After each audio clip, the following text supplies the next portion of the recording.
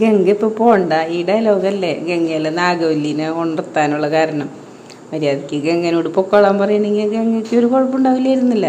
അപ്പോൾ സാധാരണ സ്ത്രീകളിലെ നാഗവല്ലിനെ ഉണർത്തുന്നതിൻ്റെ ഉത്തരവാദിത്തം ഭർത്താക്കന്മാർക്കായിരിക്കും, അല്ലെങ്കിൽ വീട്ടിലുള്ള ആണുങ്ങൾ അച്ഛൻ ആങ്ങളന്മാർ അവർക്കായിരിക്കും ഉണ്ട് ഇല്ലേ.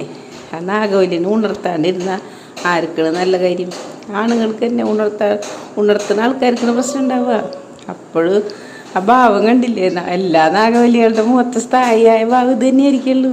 ആ ഭാവത്തിൽ കണ്ടില്ലേ നകുലൻ്റെ നിപ്പ് നോക്കിയ ഇടിവെട്ടുകൊണ്ട പോലെ ആ സൈസ് ആണ് നാഗവല്ലിമാർ വരിക. പിന്നെ നകുലന്മാരൊക്കെ ഇടിവെട്ടുകൊണ്ട പോലെ ഇരിക്കും, ഇതേപോലെ ഇരിക്കും. അപ്പോൾ നാഗവല്ലിമാരാവാൻ ഇടയ്ക്കൊക്കെ ആവേണ്ടി വരും അല്ലേ? നാഗവല്ലിമാരായില്ലെങ്കിൽ ശരിയാവില്ല. ആർക്കാണ് ഇപ്പോൾ ഒരാളെടുത്ത് പോകണ്ടെന്ന് പറയാൻ ആർക്കും അധികാരമൊന്നുമില്ല. അവർക്ക് ഇഷ്ടമുണ്ടെങ്കിൽ അവർ പോകുമ്പോൾ ആണുങ്ങൾ എവിടെയെങ്കിലും പോകണമെങ്കിൽ ആരെങ്കിലും ചോദിച്ചിട്ടാണോ പോണത്? ആരെങ്കിലും പോകണ്ടെന്ന് പറഞ്ഞാൽ അവർ പോകാണ്ടിരിക്കും. അങ്ങനെയൊന്നുമില്ലല്ലോ. പെണ്ണുങ്ങളോട് മാത്രം പോകണ്ട എന്നൊക്കെ പറയാം. അപ്പോൾ കുറേ കഴിയുമ്പോൾ ഇതേപോലത്തെ നാഗവല്ലിമാരൊക്കെ ഇറങ്ങി വരും. അപ്പോൾ അതൊക്കെ സഹിക്കാനുള്ള കരുത്ത് എല്ലാ നകുലന്മാർക്കും ഉണ്ടായ നകുലന്മാരും കാര്യം നല്ലത്. പൊക്ക